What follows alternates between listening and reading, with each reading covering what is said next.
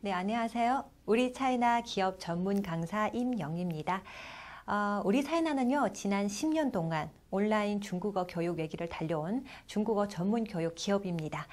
저는 우리 차이나에서 기업 임원진 교육 및 출강을 담당하고 있는 임영이라고 합니다. 네, 우리 차이나는요, 한국어를 전공으로 한 중국 원어민 선생님들이 많이 계시고요. 이것 또한 우리 차이나의 그런 장점이라고 할 수 있겠네요.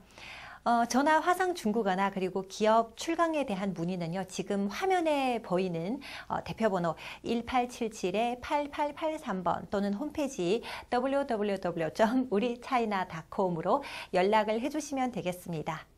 자, 우리 차이나만의 철저한 학습 시스템, 새로운 교육 방법을 통해요, 완성도 높은 중국어 실력을 만들어 보는 건 어떨까요?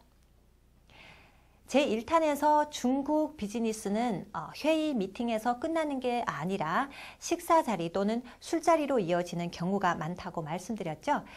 세부적인 사업의 조건이나 그리고 서로 밀고 당기는 협상 과정보다도 사람 간의 평가와 그리고 신뢰를 중요시하는 중국인들의 문화를 이해하는 것 굉장히 중요하다고 말씀드렸죠.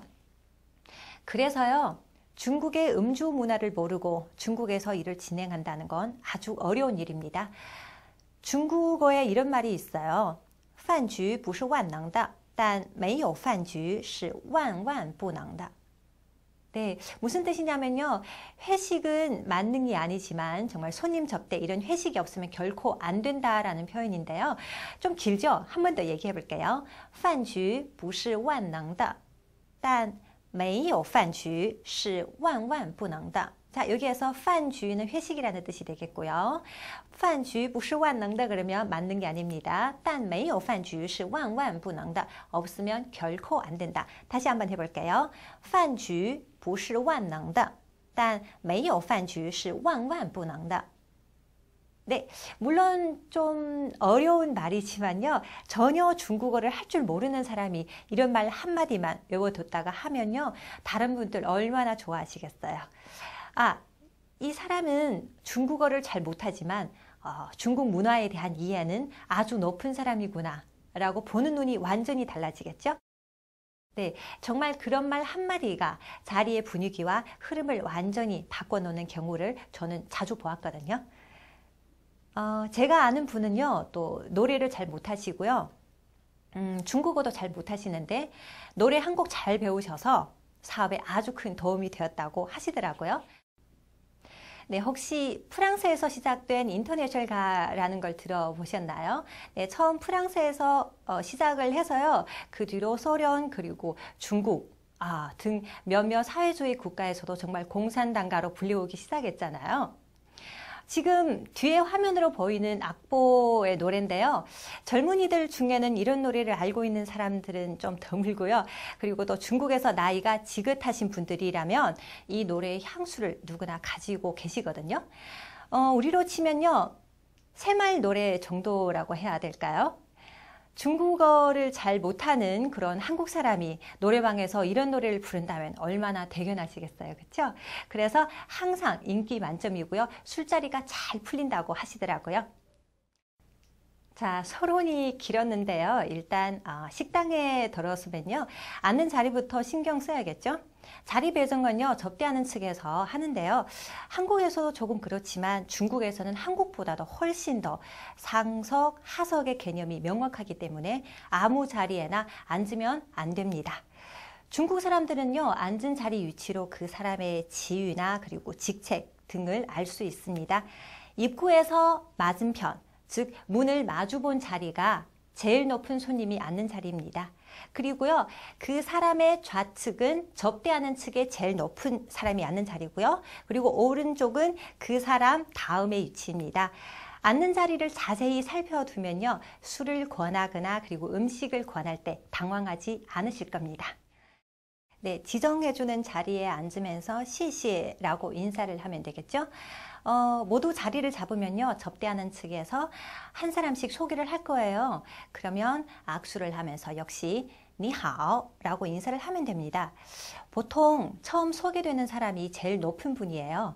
그런 분들한테는 조금 더 격식을 차려주면 좋겠죠. 어떻게? 두 분 한다고 말씀드렸죠? 그러면 니하오 니하오. 다시 한번 니하오 니하오. 칭조는 어서 앉으세요 정도의 뜻으로 상대방에게 편하게 자리에 착석할 것을 권유하는 말이랍니다. 상대방이 자신에게 앉으라고 권했다면 나 역시 상대방에게 앉을 것을 권유하는 게 예의겠죠? 그러면 칭조, 칭조, 닌칭, 닌칭. 자, 이렇게도 말씀할 수 있겠습니다. 자리에 앉으면 종업원에게 먼저 차를 부탁하면 종업원이 하얀색 주전자에 차를 내옵니다. 차가 뭘까요? 차죠? 발음이 비슷하죠? 다시 한번 차. 차를 주문할 때는요, 차를 주문할 때 여기서 중요한 것은요, 뒤에 谢谢라는 표현을 같이 넣어서 请给我杯茶, 谢谢라고 하면 더욱 예의가 있어 보입니다. 자, 어떻게? 请给我杯茶, 谢谢. 다시 한번 请给我杯茶, 谢谢. 자, 마지막 한번 하고 지나갈게요. 请给我杯茶, 谢谢. 그림에서처럼 간혹 이가 빠지거나 끝에 금이 간 접시를 내오는 경우가 많답니다. 중국에서는요, 이 빠진 그릇이나 오래된 접시 등은 부주의라기보다 그 음식집의 전통과 또 많은 방문객을 나타내는 것이 되기 때문에 그런데요, 혹시 보통 한국 분들은 이런 그릇을 쓰는 것을 아주 불쾌하거나 그리고 비위생적으로 생각하시는 분들 많으시잖아요. 그렇죠? 근데 되도록이면 그런 것으로 티를 안 내시는 게 좋을 것 같아요. 하지만 정 어려우시거나 너무 심하다고 생각되시면 정중하게 바꿔달라고 요청을 하셔도 됩니다. 단, 그럴 때는 말을 못 알아듣더라도 한국 분들끼리 중국을 비하하는 식으로 말씀하신다거나 불평하시는 것은 조심하시는 게 좋겠죠? 꼭 말을 못 알아듣더라도요, 분위기는 다 알아듣거든요. 참, 그리고 자주 있는 경우는 아니지만요, 중국인들은 한국어를 잘하는 직원이 있는데도 상대방의 말을 듣기 위해서 못하는 척을 하는 경우도 있어요. 그러니까 절대 상대방 분들이 있는 데서 중요한 비밀 얘기나 상대방을 비하하는 표현을 쓰는 것은 아주 조심하셔야 해요. 자리에 앉은 후 주문을 하게 됩니다. 주인이 메뉴를 건네면서 원하는 음식을 주문하라고 권유할 것인데요. 이때 두세 번 사용하는 것이 예입니다. 중국어로 닌라이, 닌라이 이렇게 두 번씩 얘기하면서 사용하면 되겠습니다. 다시 한번 해볼까요? 닌라이, 닌라이. 자, 조금 빨리 읽게 되면 닌라이, 닌라이. 네. 주문은요, 보통 접대하는 사람이 하는데요. 주문하기 전에 어떤 음식을 좋아하냐? 네, 이렇게 질문을 하게 됩니다. 그러면 중국어로 比较喜欢吃什么? 다시 한번 比较喜欢吃什么? 한 번 더 해볼까요? 比较喜欢吃什么? 이렇게 질문을 하게 됩니다. 그러면 我没有忌口的. 다시 한번 我没有忌口的. 네, 무슨 뜻일까요? 저는 안 먹는 게 없습니다. 특별히 안 먹는 게 없습니다. 라는 표현으로 我没有忌口的. 다시 한번 我没有忌口的.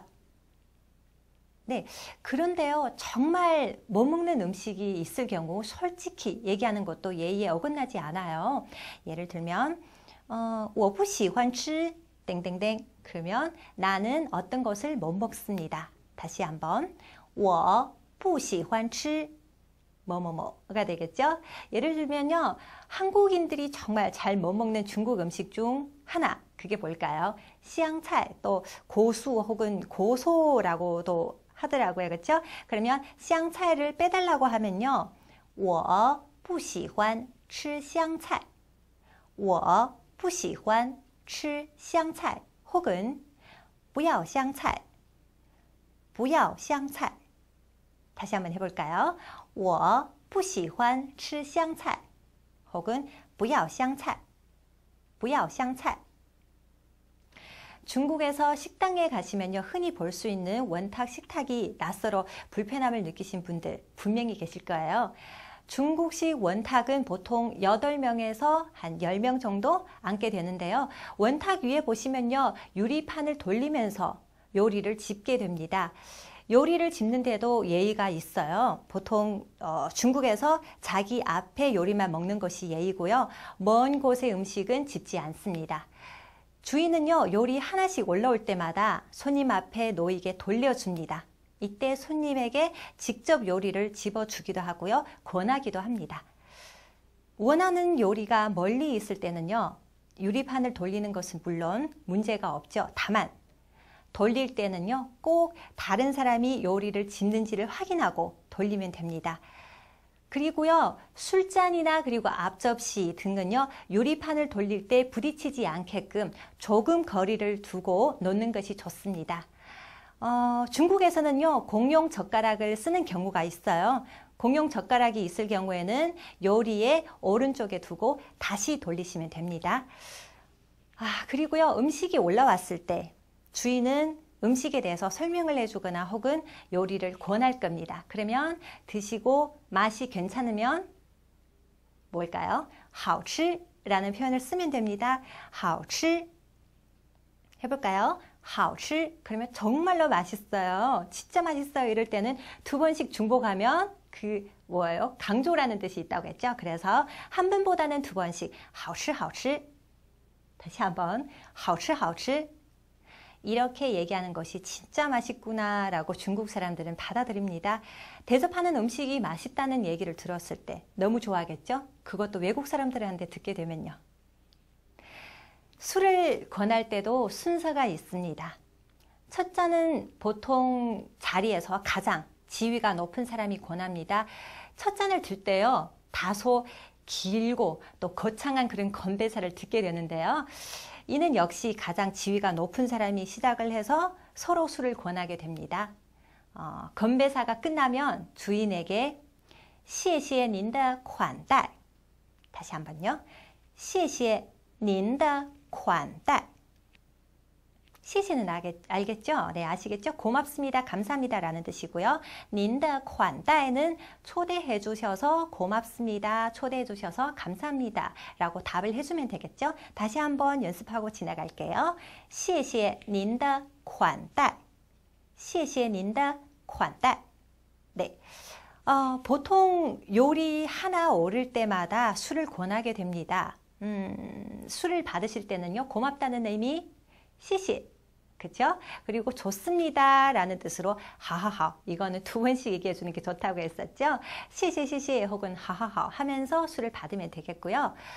술잔을 부딪혔다면 네, 원샷 하는 것이 예입니다. 그리고 중국 영화나 그리고 중국에 많이 가보신 분들은요, 술상에서 뭐가 있죠? 깜베이라는 표현이 있죠. 즉 술잔을 부딪히면서 깜베이라고 얘기를 하는데요. 깜베이나 술잔을 부딪히면 뭘까요? 원샷을 의미하는 것입니다. 그리고 부딪혔다면 원샷 하는 것이 또 예의가 되겠고요. 술자리에서 我喝完您随意라는 말도 많이 듣게 돼요. 다시 한번 해볼까요? 我喝完您随意 자, 이는 저는 잔을 다 비울게요. 당신은 주량껏 드시면 됩니다 라는 뜻입니다. 다시 한번 해볼게요. 我喝完您随意我喝完您随意 그런데요, 술을 권한 사람이 자신보다 윗사람일 경우 더러 원샷을 바라는 그런 경우가 많습니다. 그 다음으로 초대받은 사람이 가장 지위가 높은 사람에게 술을 권하게 되잖아요. 그러면 예를 들어서 상대가 사장일 경우, 회사의 사장일 경우에는 祝您生意兴隆 다시 한번 해볼게요. 발음이 조금 어려울 것 같나요? 다시 한번 해볼게요. 祝您生意兴隆 다시 한번 祝您生意兴隆 네, 금방 뭐라고 했죠? 사장일 경우에는 이렇게 사업 번창하시길 바랍니다 라는 뜻으로 祝您生意兴隆 이런 뜻으로 쓰이고요. 그렇지 않을 때는 祝您身体健康祝您身体健康 그러면 건강하십시오 라는 의미로 쓰게 되는데요. 정말 이 얘기를 들었을 때 중국 사람들은 매우 아주 좋아할 겁니다. 술을 마시기 전에 我喝完您随意 라고 하면요, 더욱 너그럽고 매너 있어 보이니까요, 이런 얘기는 꼭 쓰이게 되겠죠. 보통은요, 잔을 서로 부딪혔을 경우 원샷을 하게 되지만 그렇지 않을 경우에는 반잔이거나 아니면 한 모금 마셔도 됩니다. 술잔에 반잔 정도 남았을 때 상대가 술을 더 따를 수도 있어요. 이럴 때는 굳이 술잔을 비우지 않아도 됩니다. 잔을 잡을 때는요, 한 손으로 자연스럽게 잡는 사람도 있지만요, 윗사람이랑 술을 마실 때는 오른손은 잔을 잡고요, 왼손은 잔 아래를 살짝 받쳐주는 게 좋습니다. 잔을 부딪힐 때는요, 윗사람의 잔보다 살짝 아래로 내리는 것이 예입니다. 또 식탁이 너무 커서 상대와 술잔을 부딪히지 못한다면요, 자신의 식탁 위에 살짝 부딪히는 것으로 대신할 수 있습니다. 그리고 중국 사람들은요, 술자리에서 일 얘기하는 걸 꺼려합니다. 중국 사람들은 술을 많이 마시는 걸 좋아하지만 결코 주사가 있거나 심하게 취하는 것은 싫어하기 때문에 일 얘기보다는 실수 없이 즐거운 시간을 보내면 되겠습니다. 마지막 자리를 뜰 때는요, 인사를 해야 되겠죠? 먼저 주인께 인사를 하고요, 다음 주위 사람들한테 인사를 하면 됩니다. 그러면 谢谢님 정도로 마무리하면 되겠죠? 혹은 谢谢이렇게 얘기하셔도 됩니다. 혹은 谢谢이렇게 얘기를 해주셔도 됩니다. 중국 사람들과 회의 후 술자리를 가지게 될 때 두 가지 명심해야 하는 사항이 있습니다. 첫째는요, 상대방이 호하게 대접한다고 해서 또는 분위기가 아주 흥겹게 되었다고 해서 이제 일이 되었구나 하고 생각하지 마시라는 거예요. 중국 분들이 성대하고 거하게 손님을 대접하는 것은 자신의 능력을 보여주거나 상대방의 체면을 살려주는 것이지 상대방의 뜻을 받아들이거나 꼭 거래를 해야 되겠다라는 생각이 깔려있는 건 절대 아니니까요. 이 점 꼭 기억해 주세요. 네, 두 번째로요. 술자리가 끝날 때까지도 특별한 회담의 결과가 없더라도 너무 성급해 하지 마시라는 거예요. 조바심을 내거나 또 제한 조건을 바꾸는 것보다는 보다 긴 관계를 위해서 그냥 정중하게 이번 자리를 끝내고 다음 기회를 기약하는 게 좋을 것 같아요.